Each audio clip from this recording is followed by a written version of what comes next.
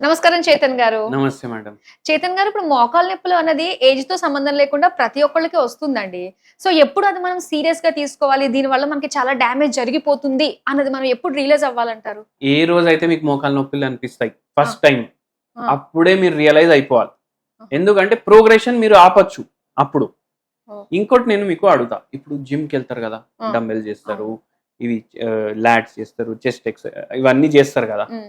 ఇవన్నీ చేస్తే ఏమైతది? బాడీ బిల్డింగ్ అయితది. హ్మ్. శరీరం పెరిగితే బల్కీ కనిపిస్తది. మజిల్ మాస్ పెరుగుతది. హ్మ్. అవునా కాదా? అవును. ఇది ఎందుకైతుంది? యాక్టివిటీ చేస్తున్నాడు కాబట్టి మజిల్ మాస్ పెరుగుతుంది. హ్మ్. దాంతో పాటు డయట్ కూడా కరెక్ట్ తీసుకుంటారు వాళ్ళు. అవును. ఇప్పుడు ఏందంటే డయట్ లేదు, హ్మ్. యాక్టివిటీ లేదు. హ్మ్. మన మసిల్ మాస్ పెరుగుతదా? పెరగదు. పెరగదు. హ్మ్. తగ్గుతది. హ్మ్. ఎందుకు తగ్గుతది? మనం దాన్ని వాడట్లేదు చక్కగా. ఆ! అవునా కాదా? అవును. వాడట్లేదు. తొడ భాగంలో ఉన్న మజిల్స్ వీక్ అయిపోతాయి. ఓకే. మోకాలు కింద ఉన్న మజిల్స్ వీక్ అయిపోతాయి. ఆహా! ఇప్పుడు మోకాలు మొత్తం శరీరాన్ని భారం హ్యాండిల్ చేస్తాయి. అవును. మొత్తం శరీరాన్ని భారం హ్యాండిల్ చేసినప్పుడు ఈ మజిల్స్ గట్టిగా ఉంటేనే కదా మోకాలు గట్టిగా ఉండేది. ఇప్పుడు మజిల్ వీక్ అయిపోయింది. హ్మ్. మజిల్ వీక్ అయింది, గుజ్జు కూడా వీక్ అయితది. మోకాళ్ళలో ఉండే గుజ్జు. ఆ! 30 దాటితే కార్టిలేజ్ ఏమో థిన్నింగ్ అవ్వడం స్టార్ట్ అయితది చాలా మందిలో. ఓకే. ఎందుకు? యాక్టివిటీ లేదు. ఓకే. ఆహా! దాంతో పాటు ఇంకోటి మనం ఏం రియలైజ్ చేయాలంటే, ఏదో ఒక రోజు చచ్చిపోతాం గదా! ఆ! ఏదో ఒక రోజు పోతాం. అవును. కానీ ఎట్లా బతుకుతాం అంటే మనం ఏ రోజు మనకు చావే లేదన్నట్టు బతుకుతాం మనం. ఇప్పుడు మనకు ఎవరైనా బాగా హెల్ప్ చేసిండనుకోండి. హ్మ్. ఆ మనిషిని వారానికి ఒకసారి యాద్ చేస్తాం. హ్మ్. ఎవరైనా మనకు బాగా ఏమైనా హాని చేసిండు, రోజు తలుచుకుంటాం వాళ్ళని. రోజు తలుచుకుంటాం. అవును. మన శరీరమే మనకు హాని చేస్తది. హ్మ్. ఒక్కసారన్నా మన శరీరం గురించి ఆలోచిస్తామా? లేదు. లేదు. హ్మ్. చావు వస్తుందని కూడా ఒక్కసారి కూడా ఆలోచించం. హ్మ్. అవునా కాదా? అయితే ఏమైతది? మనము ఆలోచించకపోతే పట్టించుకోము. అవును. ఆలోచిస్తేనే పట్టించుకుంటాం గదా! దేని అంతే. గురించన్నా. హ్మ్. పట్టించుకోము. పట్టించుకోకపోతే ఏమైపోతది? శరీరం గూడా పట్టించుకోదు. హ్మ్. శరీరం డ్యామేజ్ అయితది. అట్లా చావు ఏదైతే వస్తది, చావు అంటే ఒక్క రోజులో రాదు. హ్మ్. మనం మన చావు మనం 21 ఏండ్లకే స్టార్ట్ అయిపోతది. ఆహా!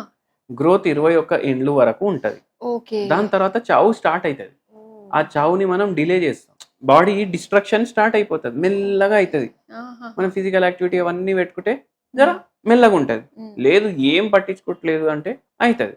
అయితే అట్లా ఉంటది. మోకాలిది ప్రాబ్లమ్. కార్టిలేజ్ సన్నగయితది. ఓకే. మజిల్స్ వీక్ అయితాయి. హ్మ్. టెండాన్స్ వీక్ అయితాయి. లిగమెంట్స్ వీక్ అయితాయి. పిక్కలు వీక్ అయితాయి. పిక్కల్లో పట్టేస్తది. హ్మ్. ఏంది బరువు ఎక్కువుంది. హ్మ్. నడుస్తలేరు. లేదంటే వేరే అలవాట్లున్నాయి. హ్మ్. ఆ!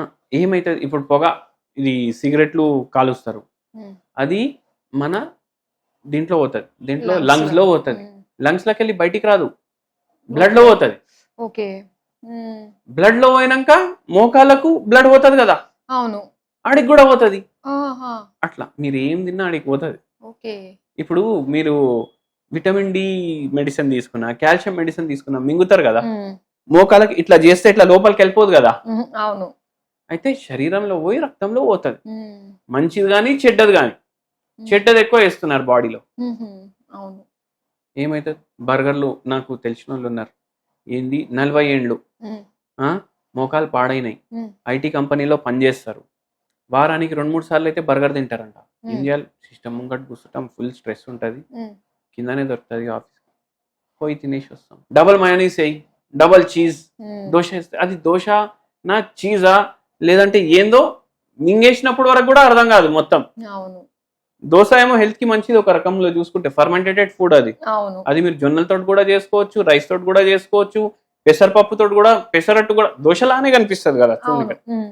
అయితే మనం హెల్తీవి అన్నీ చేస్తే హ్మ్. ఫుడ్ గానీ, ఫిజికల్ యాక్టివిటీ గానీ మనకు మంచిది. మన హ్మ్. థిన్నింగ్ ఆఫ్ కార్టిలేజ్ గూడా మెల్లగా అయితది. హుహు. అట్లా. ఓకే. అంటే యాక్టివిటీ ఉండాలి. అంటే చాలా మంది ఇప్పుడు వాకింగ్ అది చేస్తున్నారు. దానివల్ల కూడా మళ్ళీ అరిగిపోతాయేమో మోకాళ్ళలో గుజ్జు అని చెప్తూ ఉంటారు. ఇ ఇది ఎలా అంటారు? మీరు యాక్టివిటీ చేయాలి. హ్మ్. యాక్టివిటీ తోటి మీకు మోకాలు అరుగుదల ఉండదు. హ్మ్. మీకు ఎప్పుడుంటది అరుగుదల? మీ బొక్కలు వీక్ ఉన్నాయంటే. ఓహ్! మీకు విటమిన్ డి సక్కగా లేకపోతే, మీ న్యూట్రిషన్ సక్కగా లేకపోతే, ఓకే. అప్పుడు నడిస్తే ఆహా! ఉండొచ్చు ఛాన్స్. కానీ మీ డయట్ కరెక్ట్ ఉంది, మీకు విటమిన్ డి కరెక్ట్ ఉంది, మీకు విటమిన్ B12 కరెక్ట్ ఉంది, మీకు విటమిన్ సి కరెక్ట్ ఉంది, మళ్ళీ దాని తర్వాత మినరల్స్ అన్ని కరెక్ట్ ఉన్నాయి, మీ బ్యాలెన్స్ డైట్ పాటిస్తున్నారు, ఫిజికల్ యాక్టివిటీ రెగ్యులర్ చేస్తున్నారు, ఎందుకు వస్తాయి మోకాలు నొప్పి? ఐదర్ చాలా అతిగా వాడితే వస్తాయి, లేదంటే అస్సలు వాడకపోతే వస్తాయి. ఓకే, దేవుడు ఇచ్చిన దాన్ని ఖచ్చితంగా వాడాలి. అవును. వాడితేనే అది కాస్త దూరం మన స్పాన్ కూడా పెంచడానికి ఒక అవకాశం ఉంటుంది. అలానే ఇంట్లో మనం ఏమైనా చేసుకునే టిప్స్ ఉంటాయంటారా? మోకాలు నొప్పులు అవి రాకుండా వచ్చినప్పుడు వాటిని వెంటనే తగ్గించుకునే విధంగా హోమ్ రెమెడీస్ ఏమైనా ఉన్నాయంటారా? నేను ఒకటి చెప్తాను. గుడికి పోతామా, తీర్థం తీసుకుంటామా, దాంట్లో కర్పూరంది టేస్ట్ వస్తుందా రాదా? అదే పచ్చ కర్పూరం మీరు 2 చిటికెడుగులు ఒక గ్లాస్లో వేసుకోండి. ఆ గ్లాస్లో ఇది వేసినాక మీరు కొద్దిగా సొంటి పౌడర్ వేయండి, కొద్దిగా ఒక పావు చెంచా. మళ్ళీ ఇది మీరు కలుపుకొని దీంట్లో కొంచెం తులసి ఒక 5-6 ఆకులు జర దంచుకొని వేసేయండి. ఇది బాయిల్ చేసి కూడా తాగొచ్చు, అట్లా కూడా తాగొచ్చు.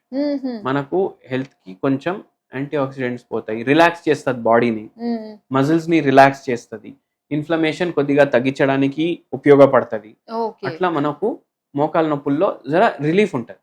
మళ్ళీ ఇదే కాకుండా చింతపండు పులుసు, అది చేపల పులుసు ఉండొచ్చు, రసం ఉండొచ్చు, చింతపండు వారంలో అట్లీస్ట్ 4-5 సార్లు మీ బాడీలో పోవాలి. అందరు ఏమంటారు, అరే చింతపండు తింటే నొప్పులు పెరుగుతాయి, హీట్ పెరుగుతుంది, గ్యాస్ట్రిక్ వస్తుంది. ఏం కాదు. నిజమండి, చిన్నప్పటి నుంచి చింతపండు ఎక్కువ తినద్దనే చెప్పారు, కానీ మీ దగ్గర నుంచి నేను వింటున్నాను. అరే చెప్పేటోళ్ళు కూడా రోజు తింటారు, చెప్పేటోళ్ళు కూడా రోజు తింటారు. అయితే అది చేయాలి. దాంతో మనకు కొంచెం ఇన్ఫ్లమేషన్ తగ్గించడానికి హెల్ప్ అవుతుంది. మళ్ళీ అది కాకుండా చింతపండు గింజలు కొన్ని తీసుకోవాలి, పౌడర్ చేసుకోవాలి. చింతపండు గింజలతో సహా చింతపండు తీసుకోండి ఇంత, అది గ్రైండ్ చేసుకోండి, మొత్తం పేస్ట్ లాగా తయారైతుంది. ఒక దస్తి తీసుకోండి, దాంట్లో వేయండి, ఉప్పు కలపండి, దాంట్లో మొత్తం కలిపేసేయండి. ఇది టైట్ చేసుకోండి. ఇది కొద్దిసేపు మీరు ప్యాన్ మీద పెట్టండి, వేడిగా అవుతుంది కదా, అది మీరు జస్ట్ అప్లై చేయండి, రుద్దకండి, కొద్దిగా అప్లై చేయండి, జస్ట్ కాపడం లాగా పెట్టుకోవాలి, అట్లా పెట్టుకోవాలి. పోట్లి మసాలు అవి అట్లా, దాంతో మీకు రిలీఫ్ ఉంటుంది. చాలా బాగుంది. మీకు అప్పుడు తెలుస్తుంది చింతపండు మహిమ ఏంది, మీకు తెలుస్తుంది. ఓకే, అట్లా ఇంటర్నల్ గా ఎక్స్టర్నల్ గా చింతపండు చాలా బాగా ఉపయోగపడుతుంది. అవును అవును. ఓకేనండి, ప్రతి ఒక్కరికి కూడా ఈ మోకాలు నొప్పి సమస్య నుంచి బయటపడడానికి చాలా మంచి టిప్స్ ఇచ్చినందుకు థ్యాంక్ యూ సో మచ్ అండి. Thank you madam.